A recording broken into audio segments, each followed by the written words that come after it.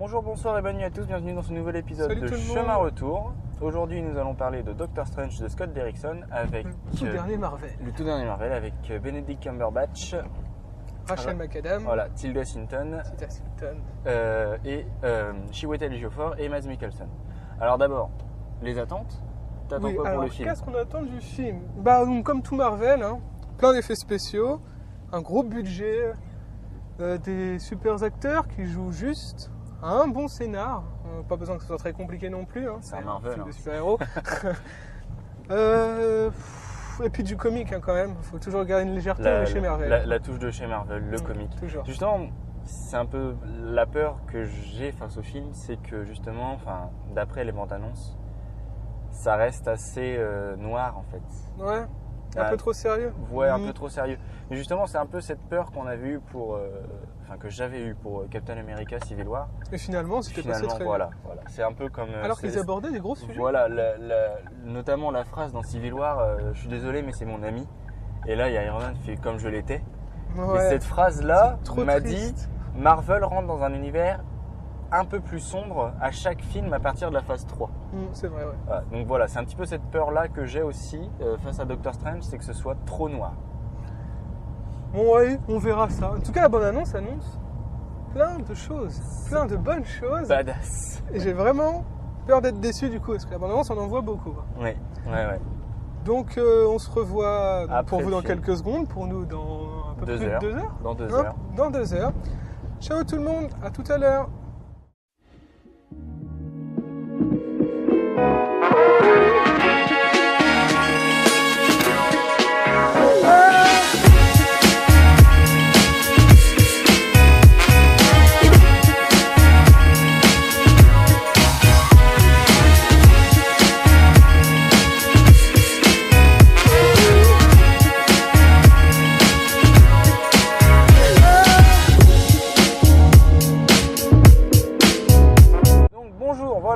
Sortir de la séance de Doctor Strange, donc au Disney Village en IMAX 3D.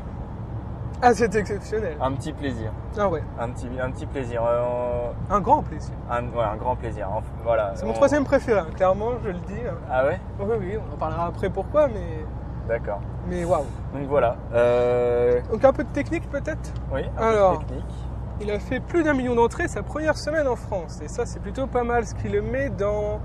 Le numéro 1 des sorties de Marvel en fait. Des premiers Marvel? Ouais, il a fait mieux qu'Iron Man 1, que Thor 1, que Captain America 1, il a fait mieux que tout le monde. Alors que les gens avaient été bien déçus de... Civil War avait remonté un peu l'intérêt, mais on avait tous été bien déçus du dernier Avenger quand même. Ouais.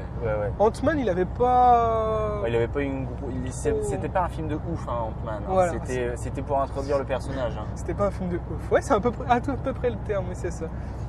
Alors que là, niveau introduction, on est dans le vif du sujet tout de suite. Quoi. Ah oui, tout à fait, ouais. Et donc, en 2 semaines, il a fait 325 millions de dollars de bénéfices. Ce qui est pas mal, sachant qu'il a coûté que 165 millions. Donc que 65 millions. Oui, mais c'est américain. Bon, il a coûté la moitié de ce qu'il a déjà rapporté. Voilà. Donc, c'est plutôt une bonne nouvelle. Ouais. Il s'est déjà remboursé là déjà. Ah ouais, largement, et voilà. Donc du coup, ils ont bien plein de thunes pour faire le suivant. Ce qui sera très bien. Ouais, très bien. Du coup, résume un peu nous tout ça. Alors, Doctor Strange. Doctor Strange, c'est l'histoire du neurochirurgien Stephen Strange, très reconnu, très connu dans le monde de la médecine. Il a inventé certaines manipulations du cerveau. Et, oui, il retire même une balle d'un cerveau. Le mec, il fait ça en 5 minutes. Voilà. Hop, pas fatigué. Et du jour au lendemain, le soir, il doit aller à un gala. Il a un accident de voiture et il perd l'usage de ses mains. Et c'est bien fait. Voilà, parce que dans l'accident de voiture, il arrive, il y a un ralenti en fait sur le moment fatidique en fait du changement de vie de Stephen Strange. Ouais, c'était bien et fait. On voit ses mains qui passent à travers le tableau de bord dans la vitre des cadrans. Ouais. Et cette séquence, elle est juste terrible, quoi, que ce soit pour le neurochirurgien, pour le spectateur, parce qu'on voit la vie de Stephen Strange basculer du jour au lendemain. Ah oui. Et donc, n'ayant pas réussi à retrouver l'utilité de ses mains au bout de 3-4 mois, ouais, 3-4 mois, il décide d'essayer une dernière manière de pouvoir retrouver l'utilité de ses mains. Et il va à Camartage, où il rencontre l'ancien qui lui apprend un genre de grand prophète. Hein. Voilà, qui lui apprend la magie et les arts mystiques. Voilà, les arts de l'esprit. Voilà. D'ailleurs, ça nous emmène à une scène, mais particulièrement époustouflante, on va dire, très psychédélique quand même. Hein. Oui. Parce que donc l'ancien lui met un genre de tape sur le torse qui le sépare son corps physique. Le corps. Ouais, vas-y. Enfin, voilà.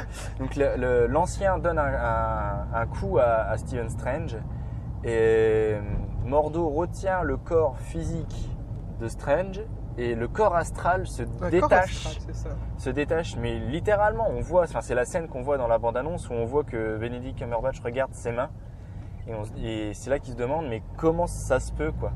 Ouais. Pour lui, le corps humain n'est qu'un tas de chair ayant le cerveau pour moteur, alors qu'en fait pas seulement. Voilà. Il y a plein d'autres choses qui arrivent. Et donc du coup, on a une scène très géométrique, très colorée, très psychédélique, quoi, où il traverse ce qu'on appelle les multivers, donc c'est de plusieurs univers, les multi-univers.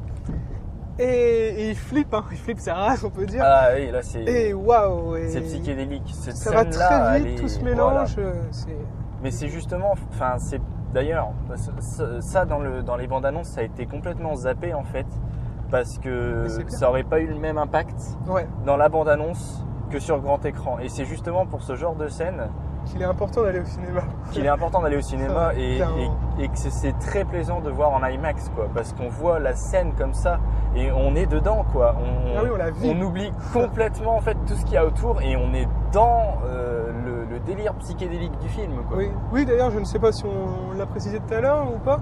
Donc on a été à Disney le voir en IMAX 3D. Donc IMAX c'est un immense écran avec une 3D particulièrement bien adaptée et plutôt fine avec un univers sonore aussi très bien calibré. Tout est construit par la société IMAX elle-même.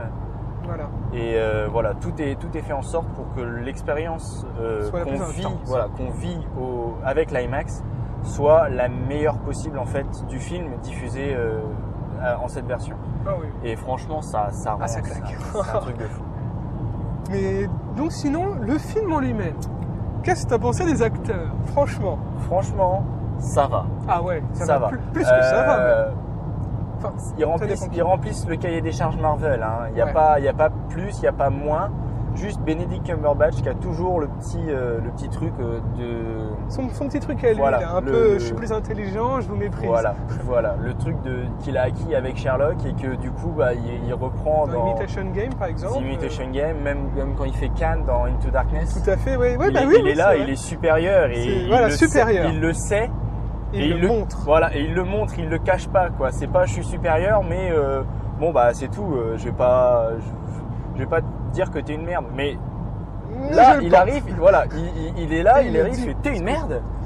Tu sers à rien. Enfin, c'est presque ça quoi. Et là, quand il fait le chirurgien, encore plus. Ah ouais, c'était très bien. Et même après, une fois qu'il connaît la magie, ça y est, il sait mieux que tout le monde. Voilà. Et franchement, il le joue vachement bien quoi. Ouais. Rachel McAdams. Elle joue la demoiselle mignonne et intelligente, elle joue très bien. Elle n'est pas là pour dire c'est l'histoire d'amour de Strange, parce qu'en plus ils s'embrassent même pas. Non, ça c'est Je m'y attendais, c'est pas la demoiselle en détresse qu'il faut sauver, genre. Non, c'est pas la potiche non plus. Voilà, c'est pas genre Pepper Potts ou enfin. Pour Iron Man. C'est vraiment. Elle est là pour dire Stephen Strange a besoin d'un électrochoc, elle a un fort caractère. Elle serait prête à lui mettre des claques quoi. Ouais, très bien. Je crois qu'elle lui en met une d'ailleurs chez lui. Si. Ouais, il y a moyen. Elle serait pas prête. Elle lui fout des claques carrément. Et j'ai bien aimé ce côté où elle est extérieure à tout ce qui est magique et tout. C'est pas l'héroïne du film, et pourtant elle essaye de sauver et d'aider le héros. Et elle le fait plutôt bien. Ouais. Et j'ai bien aimé. Ouais, et ça, franchement, ça passe. Ouais, ça passe très bien. Tilda Swinton. Donc l'ancien, elle joue l'ancien, le crâne rasé. J'aime pas trop cette actrice.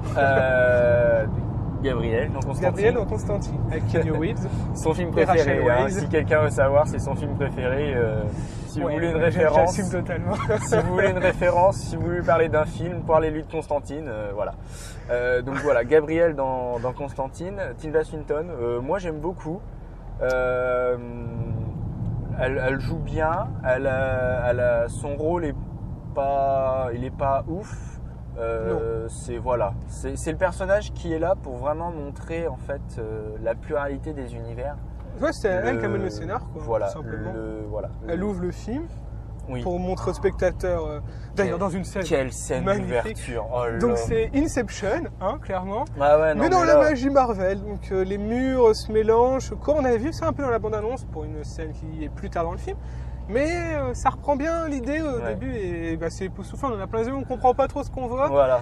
Et le film amène des explications et tout, même si les trucs géométriques qui bougent des murs, on comprend pas trop quand même tout le film. Enfin, je sais pas toi ce que tu en as pensé, mais moi, en fait, j'ai eu un peu de mal avec ça. On commence le film en fait, on est dans le vif du sujet, le spectateur n'a pas le temps de s'y faire. Arrive, on commence, on a le logo Marvel et là on a une petite scène plutôt calme. La bibliothèque dans la bibliothèque de Camartage, le temple où vivent les magiciens et les maîtres du mystique. Et après cette scène-là, ils partent à Londres. Et à partir du moment où ils sont à Londres, ils vont dans la dimension miroir, voilà, la dimension miroir. Donc c'est une dimension. On va expliquer vite fait un petit peu quand même. C'est une dimension où tout ce qui se passe n'influe pas sur le monde réel. Voilà, sur la réalité. Voilà. Et voilà.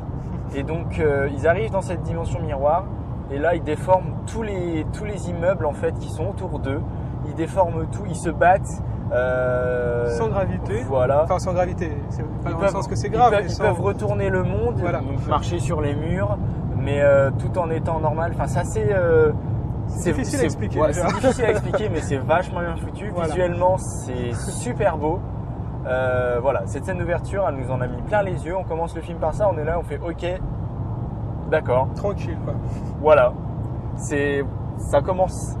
Voilà. Et donc là, on nous développe, enfin, on nous montre les méchants de l'épisode, du film. Mais quand on découvre pourquoi ils sont méchants, c'est là que le film m'a un peu déçu parce que je trouve pas qu'ils aient. On va pas trop spoiler du coup, mais je pense pas qu'ils aient une raison suffisante pour. Donc ils veulent détruire la planète, un scénario de base, mais je trouve pas qu'ils aient une raison suffisante pour vouloir détruire la planète. Ouais. Et c'est ça que je regrette dans ce film, parce que pour moi, un méchant, ça doit être autant développé que le héros. Il fait des choses importantes quand même, il faut qu'il ait une base solide pour vouloir ça. Il a un passé solide, ou sinon des actes présents qui le poussent à faire ça. Voilà. Et dans ce film-là, je suis pas d'accord. Ouais, je te comprends, c'est un petit peu le méchant, genre Ivan Vanko. Voilà. Dans Iron Man 2. Lui, il a vraiment une raison de vouloir détruire Iron Man. Voilà. Et là, Casey Lewis, donc le nom du méchant, joué par Mads Mikkelsen, qui est joué à merveille, il le joue bien, c'est Mads Mikkelsen, de toute façon, faut pas chercher. Les larmes de sang. James Bond. Il le joue bien, mais c'est vrai que le méchant, il est un peu creux, en fait. Plus que creux. Et puis c'est sous-fifre, alors du coup, ils sont extrêmement creux. On suit le chef, et puis il n'y a pas de développement, en fait, pour les sous-fifres. De toute façon, c'est toujours ça. Les sous-fifres, on les développe pas. Mais si le grand chef un vrai fond, pourquoi pas, il aurait des sous-fifres qui seraient d'accord avec lui. Mais là, il n'a pas le vrai fond. Du coup, je suis pas d'accord. Ouais, il y a quelque chose de dérangeant dans la chose. Mais bon, ça c'est un petit détail, le film se passe très bien quand même. Voilà. Et c'est juste des prétextes pour amener aux scènes d'action qui sont super bien faites. Donc du coup, c'est pardonné. Voilà. Mais si je devais avoir un défaut, c'était ça. Voilà. C'était le développement du méchant. Peut-être dans le prochain, on ne sait jamais. Alors oui, il faut rester à la fin du film si vous ne l'avez pas encore vu, parce qu'il y a 2 scènes post-génériques.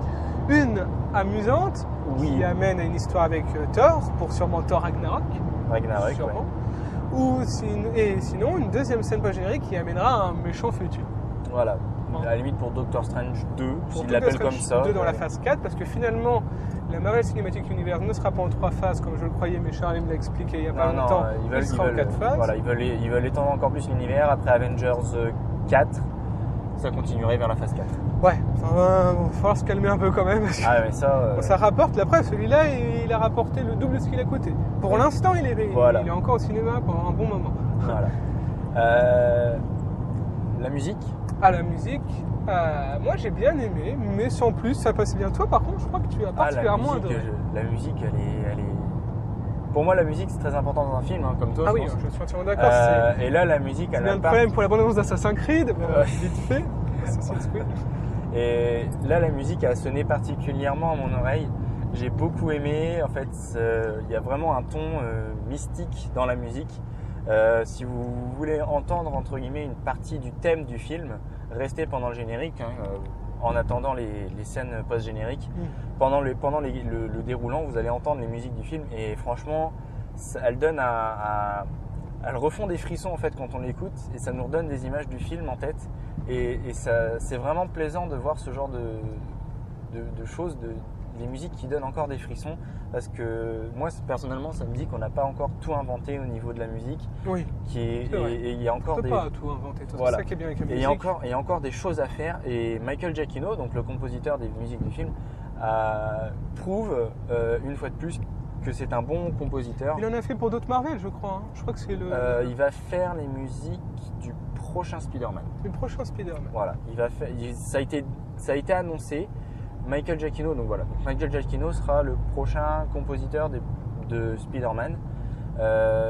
Il avait déjà fait aussi les 2 Star Trek de J.J. Abrams. Enfin, les 3 Star Trek de la trilogie d'Abrams.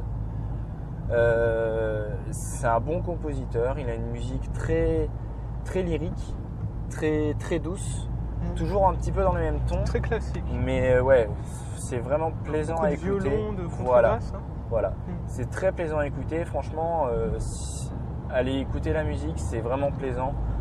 Faites de la pub pour la musique de Doctor Strange, franchement, elle m'a pas ému. Enfin, voilà. Dis donc. Mais je l'ai vraiment beaucoup aimé et je pense que je vais la réécouter. Ouais, pour travailler. Pour travailler. Voilà. Donc voilà, alors. La réalisation. La réalisation. Oui. Franchement. J'allais pas parler de la réalisation tout de suite, mais oui. La réalisation de Scott Derrickson, t'en penses quoi? Bah c'est très bien réalisé. Ouais. Le scénar, il est bien amené, il est bien développé et quand on repasse dans le passé, enfin c'est pas des flashbacks, mais quand on reparle du passé, c'est vachement bien amené. J'ai bien aimé la façon dont était construit le scénario. Ouais. Après les cadrages, il y a certaines choses, ça m'a paru. Il y a beaucoup de gros plans sur les visages. Voilà, c'était ça. Voilà. En fait, justement, ça m'a paru bizarre parce que dans un Marvel, il y a un cahier des charges à respecter et chaque réalisateur sont obligés de le respecter. Et là, j'ai l'impression que Scott Derrickson a voulu mettre quand même sa petite touche, voilà, dire c'est moi qui l'ai fait. Bon, le Final Cut, c'est peut-être pas moi qui l'ai voulu comme ça. Mais au moins, la réalisation, donc les gros plans et tout ce qui s'ensuit, et quant à la réaction des personnages, c'est vraiment moi. C'est moi qui ai voulu dire, voilà, le gros plan, je le veux comme ça, je veux que tu réagisses de telle manière. Ça rend vachement bien, quoi. Ouais, bah quand il est en train d'opérer, quand on découvre Stephen Strange pour la première fois, on le voit en gros... Enfin, déjà, on voit ses mains en gros plan. Ouais. Et, il les nettoie à la chirurgie, donc sans toucher les bords, voilà. pour pas les bactéries, tout ça. Et quand il commence à opérer, on voit sa tête en gros plan. Et après son accident, premier plan qu'on a, il est dans un lit, bien sûr, un lit d'hôpital, et on voit sa tête en gros plan. Et du coup, on se réfère au dernier gros plan qu'on avait eu de sa tête, et on voit l'évolution du personnage. Et quand il devient le Docteur Strange, par la suite, avec la cape, on a un nouveau gros plan sur son visage. Et du coup, on voit les 3 évolutions du personnage. Voilà, et ça je trouve que c'est vraiment bien. Scott Derrickson a réussi à rendre quelque chose de super bien et c'est très plaisant à voir, quoi. Moi j'ai trouvé qu'il y avait une petite touche de nouveauté. Après, est-ce que c'est vraiment Scott Derrickson ou si c'est Marvel? Je sais pas. Pour l'instant, jusqu'à cette heure, les seuls gros plans qu'on avait eu sur les personnages, c'était le visage d'Iron Man quand il avait le casque. Sinon, après le reste, il n'y avait pas énormément de choses, quoi. Là, ça rend vraiment bien. Voilà. En plus, Doctor Strange, Benedict Cumberbatch joue bien, donc ça rend super bien à l'écran.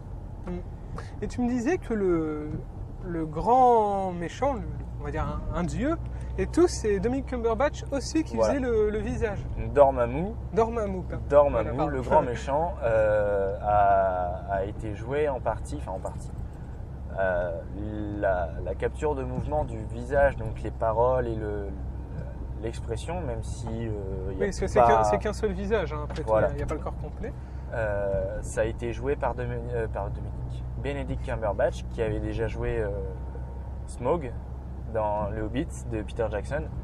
Et donc il s'y connaissait un petit peu, hein, il savait comment faire. Et là-dessus, il n'y a pas de souci, hein, ça passe. Oui, ça passe très bien. Juste, voilà, le visuel de Dormammu est pas. Ça fait pas des. Voilà, ça fait bizarre. Moi, ça m'a dérangé. Il ressemble un peu à Galactus dans Surfeur d'argent, je trouve. Ouais, dans les avec un visage. Avec un visage. Avec un visage. Ouais. Avec seulement un visage, oui, voilà. Enfin bon, c'est un petit détail. Voilà, Mais ouais, donc du coup, c'est voilà, nos défauts, c'est quand même les méchants. Hein. Ouais. Soit le visuel, soit l'intérêt du méchant. Mais... Les méchants, là, ils sont pas. Voilà. Mais c'est pas grave, hein. Doctor Strange remonte. Le personnage en lui-même de Doctor Strange est vraiment très bien écrit. Ouais. Ça remonte le reste du film. Allez voir le film pour la magie, le côté psychédélique. Ah ouais, la scène psychédélique fait tout le film. Enfin, et la scène la plus marquante du film. Voilà. Avec si, peut-être quand il rembobine le temps vers la fin. Ouais. Enfin, sans trop spoiler encore, mais il a la capacité. Il y a des scènes très très très jolies à voir. Voilà. Ouais. Franchement, voilà. On va pas spoiler, mais il y a des scènes très jolies à voir. Allez le voir, franchement. Même si certains en disent c'est cucu, c'est Marvel. C'est cucu, c'est Marvel. Non, en plus, non, il est pas cucu celui-là. Il y a plus cucu. Enfin, moi je l'ai bien aimé. De toute façon, on a bien aimé. Ça reste bateau, quoi. C'est un Marvel. Ouais. Je sais pas, après, moi c'est comme ça que je le vois. Ça reste bateau, c'est un Marvel. On va au cinéma voir un Marvel, on est déjà dans l'optique de voir un super-héros. Ça me choque pas, ça. On va pas voir un Marvel pour dire je vais réfléchir sur mon existence ou. Ouais, c'est pas François Ozon, quoi. Voilà. Donc voilà. moi j'ai pas grand chose à dire de plus. Si t'as des choses à rajouter. C'est tout, on a tout dit. Hein. Effets spéciaux magnifiques, 3D super bien, équilibré. On fait pas mal à la tête, pas d'effet de flou ni de dédoublement d'image. Les personnages jouent très bien, la musique est très bien, le scénario est très bien, juste les méchants, quoi. Voilà, tout. Les méchants. Tu mettrais combien alors? Petit point faible, à 17. 17 Ah, 17, ah oui. Quand même. Vous voyez, parce que là on était un petit peu fébrile sur la fin, mais 17 quoi. Non, moi je mettrais 16. Je mettrais 16. D'accord. Je mettrais là ce que j'en attendais, justement, les méchants. Les méchants ont été parfaits, j'aurais mis un 18. Un bon méchant bien charismatique, ça t'aurait j'aurais voulu un vrai méchant. Ouais. L'acteur très bien, mais c'est vrai méchant. Donc voilà, allez voir le film, on vous encourage grandement, c'est un bon moment. On vous encourage à le voir, ouais, franchement. Les 2 heures passent, mais à une vitesse ahurissante. C'est époustouflant. On s'en rend pas compte, quoi. Ah ouais, non. Et voilà. Ciao, à plus.